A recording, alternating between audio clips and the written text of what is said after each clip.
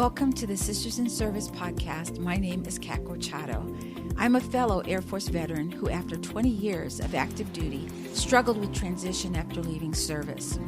The Sisters in Service podcast is a platform to include all women veterans, organizations, military spouses, and Blue Star, Gold Star families in talking about the trials and triumphs we face while in service and after service. I want to take a moment to thank all of you who have taken the time to listen and follow me on my journey. My podcast is every Tuesday, and I hope you will tune in. Until then, please be safe, take care of each other, and until next time. Welcome to day 18 of the Content Creators of Color. My name is Kat Gorchato, and I am the host of the Sisters in Service podcast. My guest today is Micaela Benn. She's the author of Little Mr. Fix-It, Assist with the To-Do List. She's the founder of the Children's Book Marketing Company, and she's the creator and host of the Children's Book Marketing Podcast. Micaela, welcome. Hello, Kat. Thank you so much for having me on today. I'm so happy you said yes. I'm really interested. So Micaela's not a veteran, but her grandfather, who was in the Navy, was a veteran. So Micaela, do you know how long your grandfather was in the military? And the second question is, give us kind of an idea of some sort of memory that you have with him. Sure. Well, my grandfather served during World War II. He was one of the first admitted in the company for Eleanor Roosevelt making the plea to open the military to African Americans. So he was in the military from about 1942 to 1945. And during that time, he was at Pearl Harbor. Wow. He was a part of a very small contingent of African-American Navy men who were allowed to fight in combat. And he was brought into the military as a chef. So growing up in a house full of folks meant that we always had a large portion of food, but it's because that's how he learned how those to big prepare. Pots, the ones that are like, I don't know, they're like this big. The 4-foot deep pots, yes. Those are the ones. Yep. Yeah, we're eating chili for the next 3 months. Exactly. Yeah. What's a favorite memory that you have of your grandfather? Oh, I have so many. We were very close. He passed when he was 92, almost 93 years old. And from the time I was born, I can't remember a time that he wasn't there. We lived in the same household, in a 2-family house where my grandparents lived downstairs. And yes. Mom, me, and everybody else lived upstairs. Wow. So I saw my grandfather almost every day growing up. That's a blessing. There are a ton of memories. The one that I think that stands out the most is the first time we had a chance to travel alone together. We went to Washington, D.C. from Cleveland, Ohio, which is where I'm from, for an honor flight. And for anyone who might not be familiar with honor flight, it's when the VA group in a metro area assembles a group of veterans and takes them for a day to Washington, D.C. via plane. And when they arrive in D.C., we get to visit the monuments, and the team of volunteers are accompanying all the veterans who are, in this case, between the ages of 70-ish and 98. Yes.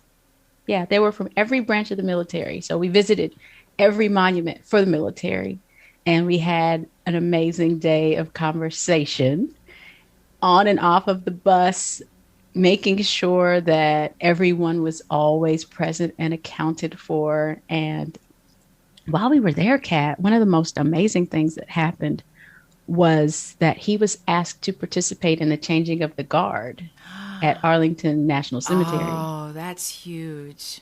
Yeah, that was huge. And it's possible that there may not have been a lot of people in the company with us that could have achieve this because one, you had to either have a wheelchair right. or you had to be able to walk, and they needed one who was able to walk to push one in the wheelchair. So that was part of the reason why he was selected, because he was adequately mobile in his mid 80s. Wow, what an honor. And what a memory. Oh, yeah. Yeah, I got a chance to go to DC and go to the Arlington Cemetery. And we also got to visit the Women Veterans Museum that's there, and it was just, it's almost, and this is just me, but when you're at Arlington Cemetery, it's like this, it's very quiet. There's this hush that's very, and there were people speaking loud, and I was trying to eyeball them like, shut up. You don't speak loudly here. No, people are resting. It's sacred. Yes. There's so many things special about the final resting place. I mean, that it's a national monument in and of itself is one reason to pay homage. But that was probably like my fourth or fifth time going to DC, but that was the first time that he had ever been. And this image that I have of the two of us, which someone we were so grateful for, photographed it, overlooking the reflecting pool at the monument, almost about where you would expect Dr. King to have been standing when he delivered the I Have a Dream speech. Yes. We were looking from that vantage point out, and to see the joy on his face, just to open up the possibilities of, at his age, going there for the first time and seeing all of these experiences that he had only maybe thought about here or there, but didn't realize that a lot of those were erected particularly for veterans. And to see him so moved by it. Yeah. What an amazing memory. Oh, yeah. We cried a lot. Yeah. We cried a lot that day. So let's talk about all the things that you're doing. So out of the book, the marketing company, and the podcast, what came first? What came first was the book. The manuscript for the book is something that I wrote one day. In about 45 minutes, I had the series for the book, along with the marketing plan for the book, and the ideas of when to release each of the books in the series. Okay, whoa. Back up. You said 45 minutes? Yeah, it hit, and it just hit like a flood when the concept came. Yeah. And I had it during one of those moments where like so many things were happening all at once. It was the precipice of the pressure of what was happening in the world around us at the time, which was spring of 2020. So we're living in a pandemic, and we have the political and the social unrest of all that was happening at that time. And there were strong indications that I needed to do something, but I didn't exactly know what until the day I wrote the manuscript. And it was like one of those feverish moments where I got out of the shower at 10:30 at night and I had to write it down. Wow. And by the time I was done writing, I had something that said, now what do I do? So where did the idea, have you always had the idea and you just didn't know what you were going to do with it? Or did the idea and everything come to you right at that moment? The idea and everything came to me right at that moment. And it was derived from bits and pieces of our real life. So the story features a father and son who spend the day together doing things around the house that have been assigned by the mother of the house. What does that look like? That looks like a weekend here. And with the age that my son was when I wrote this, 3 years old, he had already participated in a lot of these activities and helping around the house. Most of these things that his dad has done with him, he's been the assistant. Whether that means finding an equivalent tool that he can use so that he doesn't get hurt. Of course. Or providing the assistance of handing his father the things that he's asking for. many of the illustrations were derived from videos and photographs that I had of the two of them. Combine that with my inspiration from my grandfather being also very much the type of man who fixes everything. And it was a natural fit with my reality. The other part of it that fit with my reality, which made it not entirely something that was just contrived, was that as a homeschool mom, I always look for ways to include my son in activities and in things that we're doing as opposed to push him aside. And I was hearing a lot from parents that they were finally home for the first time with their kids because of the pandemic and they didn't know what to do with them. So you said, go to school. Okay. Yeah. Mommy loves you. Bye. Yeah. And the parents would have their time to do what they did throughout the day. But then this intermixing of having to work from home and having to school from home meant that there was a bit of chaos. So this was also part of a way for me to remind parents to embrace the opportunities and the time that we have with our kids instead of finding something else for them to do or shooing them away, because it's just a lot easier if they're not at your knees when you're trying to do things. Because it's so fleeting. It is. You know, because when I think back to my son, I think about those toddler times. Those are my favorite. You know, when he'd be in this frenzy of activity and all of a sudden he would stop and climb on the couch and give me a big hug. He's like, I love you, Mommy. And just as I go to hug him, he's like, bye. And he was gone, you know. And so but I do understand, like, when you're home and everything is home and you can't get any downtime. And that can be challenging. I'm going to put it that way. It can be. And that there are ways that these little minds come alive by witnessing us and emulating us is just a blessing for us to be able to impart that. And so if everything, when you're a homeschool parent, is constant teaching, constant instruction, even when it's fun, there's also an opportunity to give kids a reason to and a way to feel included. Yes. And that was the purpose behind me writing the story. Now, the purpose behind the stationery line that accompanies the story is because my son was also learning how to write at the time.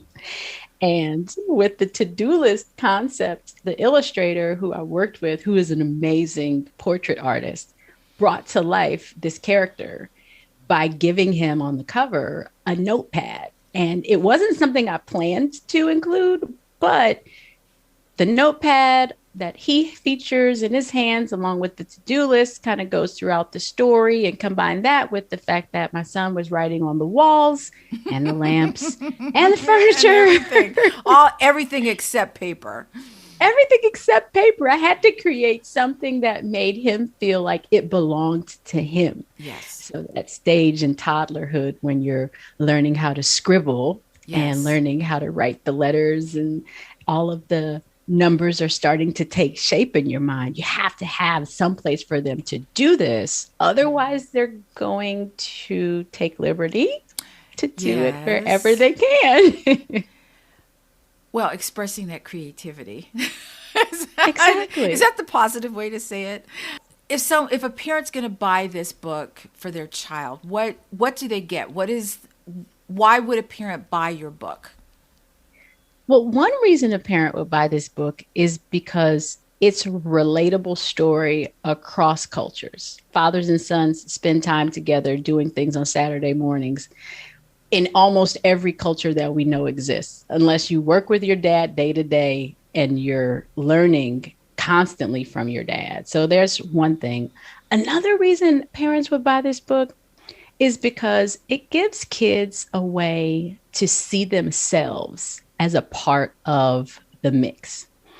When the son and father glance at each other on the cover of this book, there's such a doting, endearing look between the two of them. And so the emotion of being present and wanting to spend that time together with patience and with endurance is what this cover explains.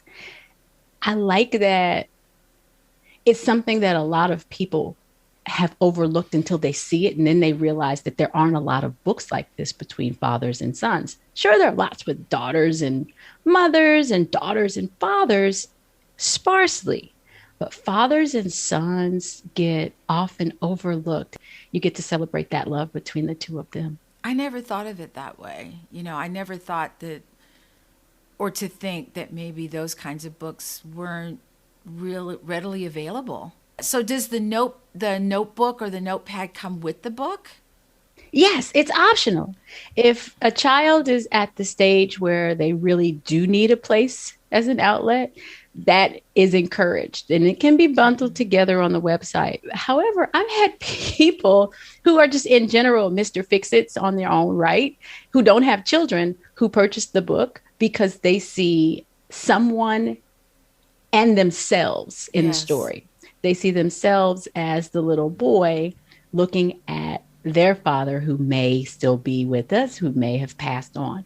Or if it's not their father, they see an uncle that taught them how to do lots of things that men are typically responsible for teaching their sons how to do.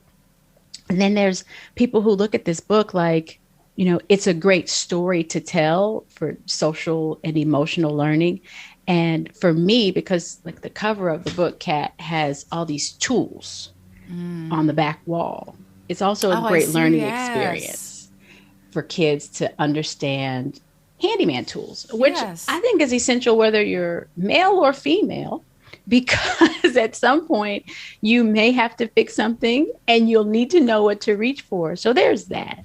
And I think it's helpful to have a subliminal aspect of process and order for kids, because the way the book is written, they sequentially go from one thing to the next in a list. And the way kids learn in a sequence is often prescribed, but in the story, it's a little bit more nicely hidden in there where you don't feel like they're getting a set of instructions to do something. Right.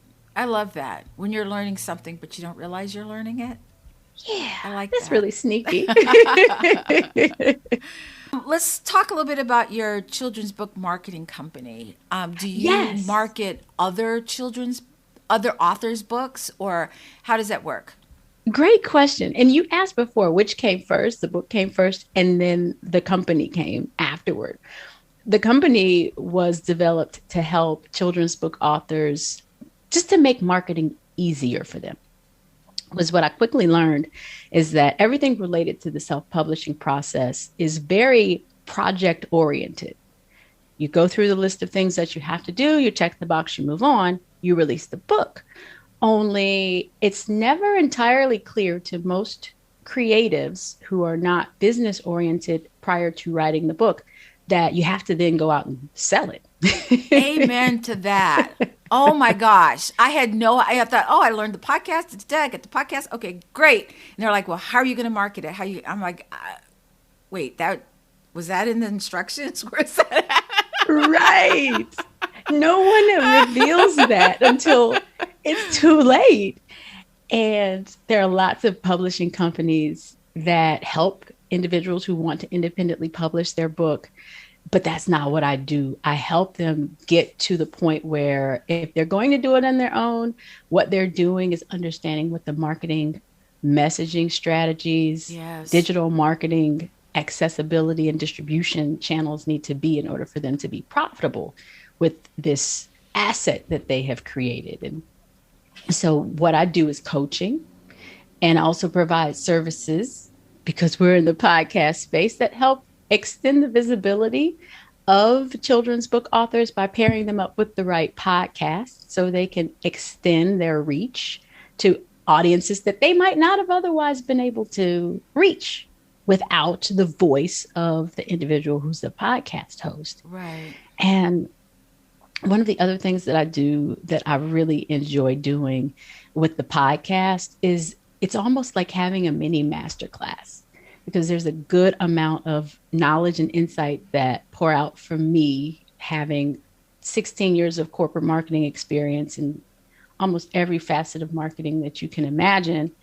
And for those individuals who hear the voice, then they eventually meet me in some way or another.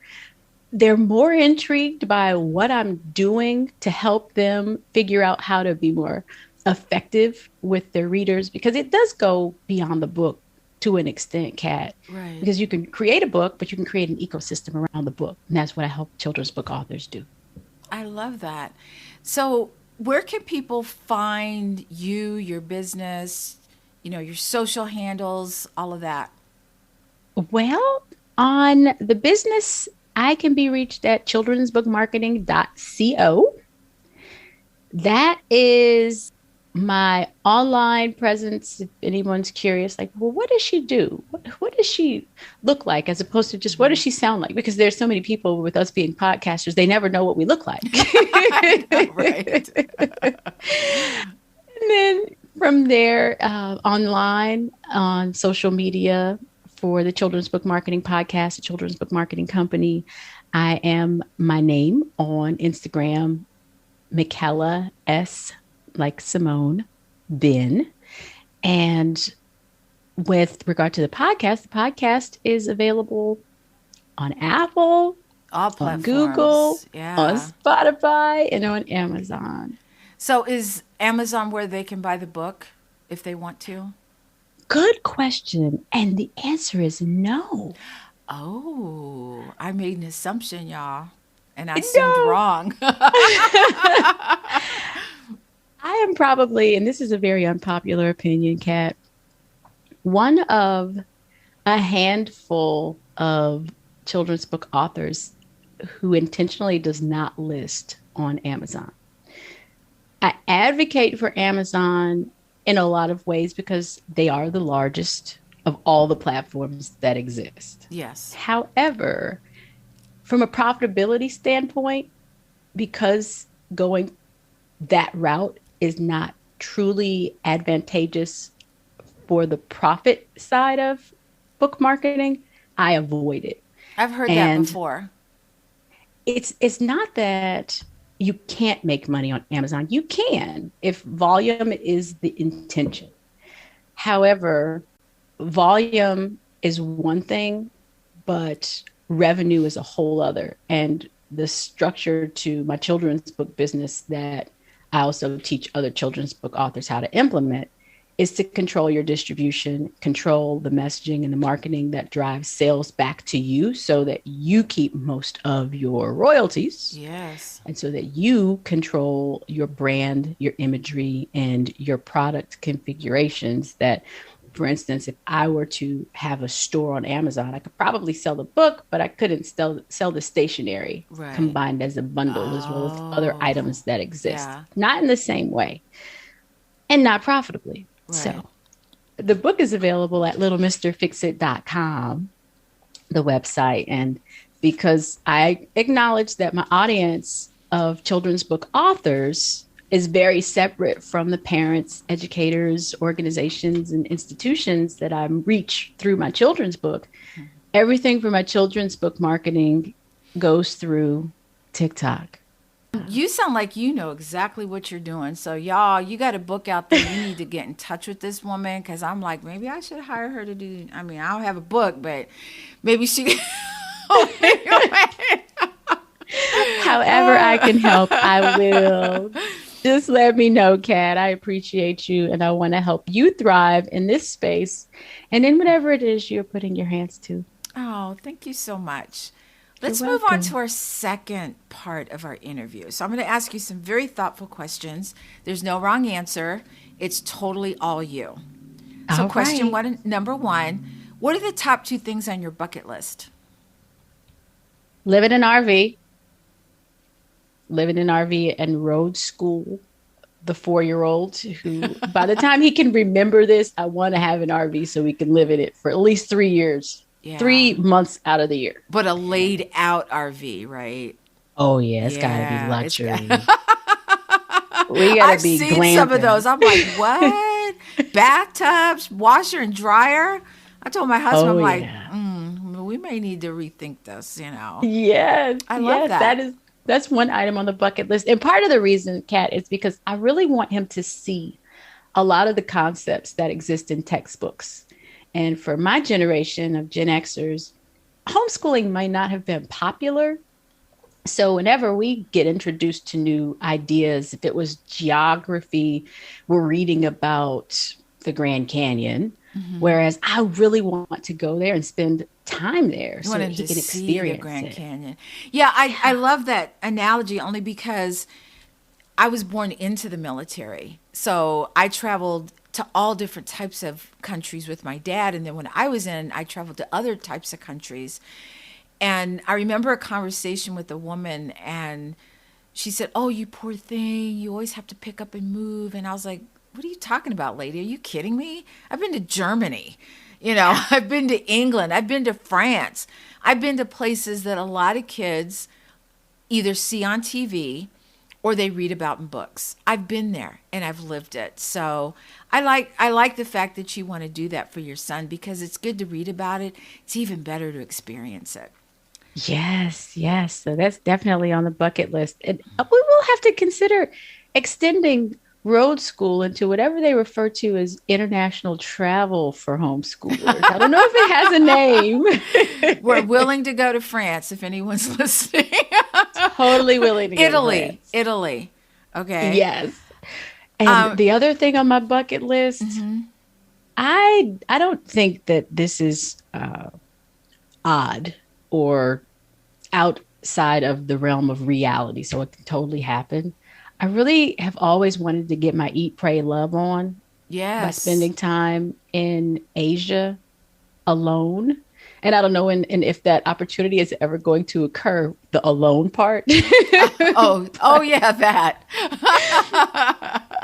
But I would like to spend a few months living somewhere off the grid and getting in touch with my spirituality and the interior parts of how my mind and body work well together.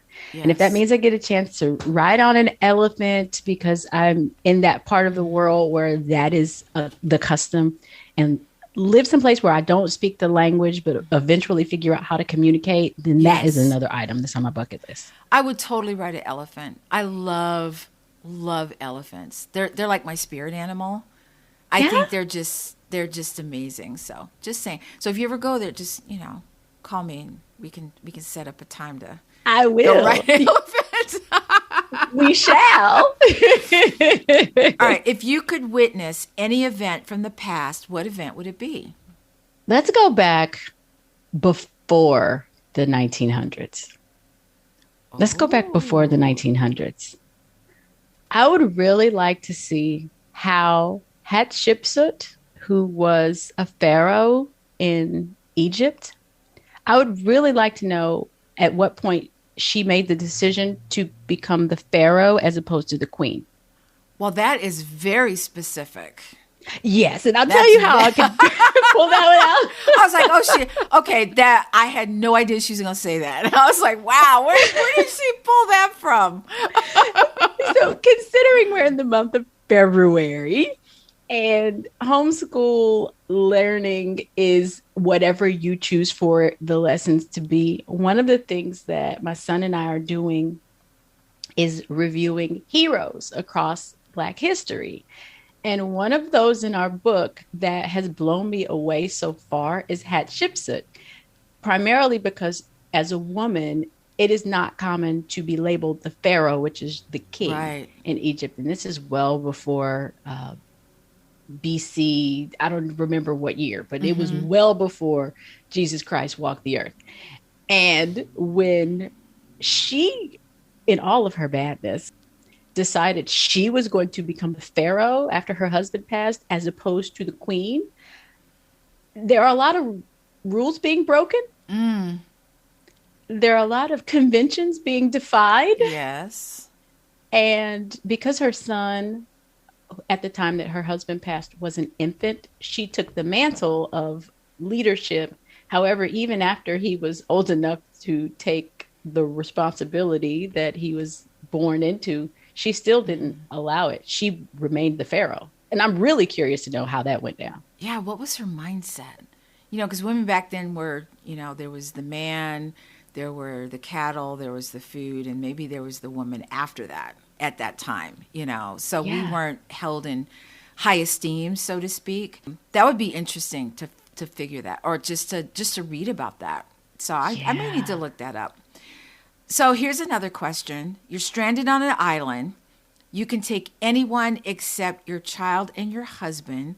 Who would you take? Do they have to be alive? No. My grandmother.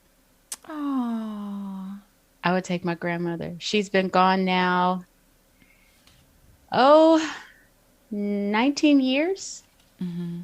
And so many things in my life have transpired since she left. My grandfather preceded her or outlived her beyond 17 years. Yes.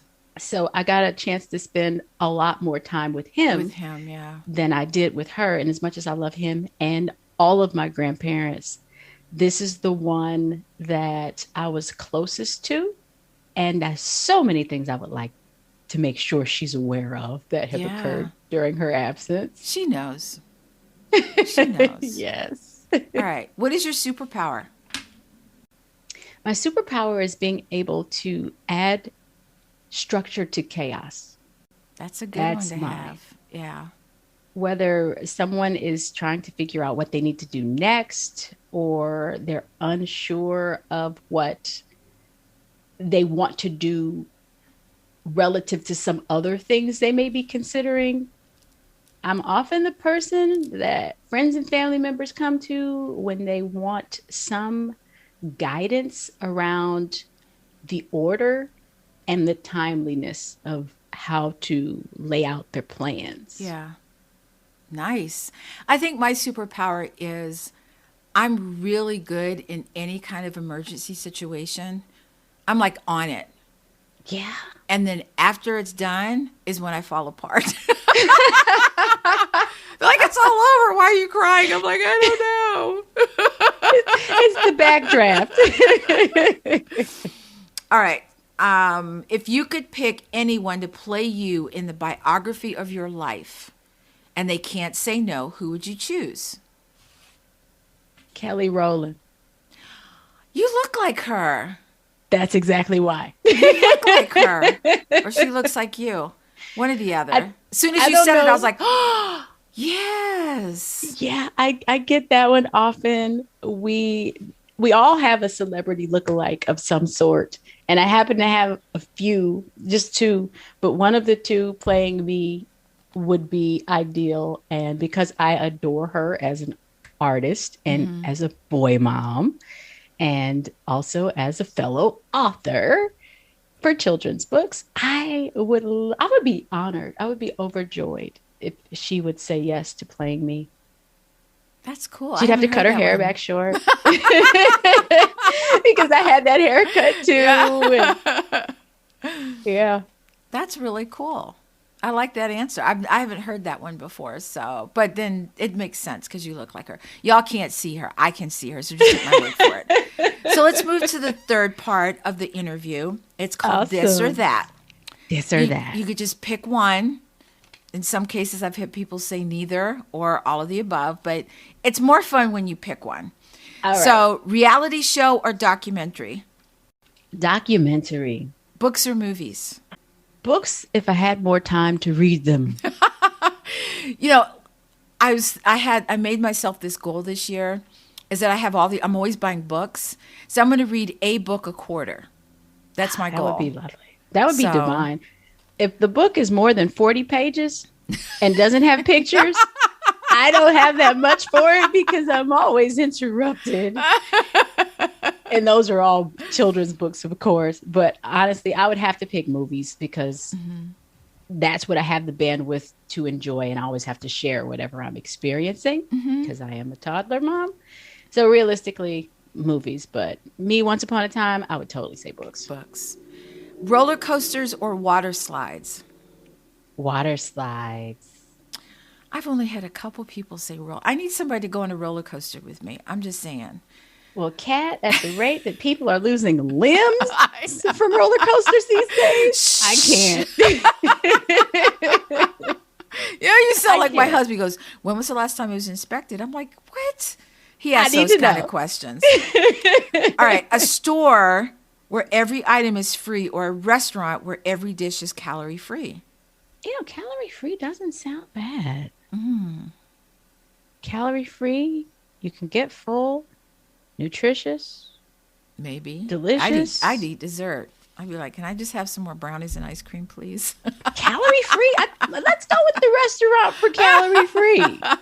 Sounding better and better every second. Okay, so bad haircut or bad dye job? Bad haircut. Yes, every day. Yeah. Beach or mountains? Beach. Introvert or extrovert? Extrovert. Are you a visual learner or a verbal learner? I'm a visual learner. Me too. Yeah. Would you rather have book smarts or street smarts? Street smarts. Would you rather be poor and happy or rich and miserable? Poor, fat, and happy. Thus the free restaurant. Oh, yeah. Bad breath or body odor? Whoa, I have to choose one? Yes. Let's go with bad breath. I can keep my mouth shut for half the day. That's and what my smell husband like roses. said too. Do you prefer guacamole or salsa? Guacamole. Would you rather be Instagram famous or infomercial famous? Oh, infomercial famous all day. People pay money for infomercials. Yeah, they do. Oh, yeah. They do. And last but not least, zombies or vampires? I'll go with vampires. Yeah, they're sexier. They have brains. They can look think. better. Yeah. Aside from the teeth, I could live with it, Yeah. Well, Micaela, thank you so much for being a part and having a little fun and playing with me. This was, a good time. And for helping me out with the content creators of color. You're very welcome. Any last words for our audience? If someone is out there who wants to write a book, what would you say to them? If someone is out there who wants to write a children's book, the first thing I would want you to know is that you have to write from your own experience so that it's authentic to you, and so that you never get tired of sharing that story. Realize that there are lots of things that you can say about it and lots of different ways that you can impact someone's life. Even if someone has already written it, there's no voice like your own. Like podcasting, right? Your voice is your voice. I call it secret sauce. Everyone has their own special secret sauce that they bring to the podcast. So, well, thank you so much for that. I really appreciate you and your time. And of course, you guys know my sisters in service. Please stay safe. Take care of each other. And until next time, my name is Kat Corchado, and I am a content creator of color. Do you find it difficult to come up with content ideas for your podcast? Or perhaps you've gotten stuck during an interview with a guest where you just have nothing to ask anymore? Try Poddex today. Poddex is the best all-in-one podcast idea generation tool. You get everything from episode ideas to interesting conversation starters for interviews, engaging discussions for your live streams, and even social media content ideas. With this tool, you don't have to spend weeks trying to come up with content for an episode or unique questions for your guests. Just shuffle the cards and pick one at random, hit the record button, and get started. Now you can make better content, have more fun while you're at it, and get your viral moment, all with Poddex. Head over to poddex.com and use code C4C.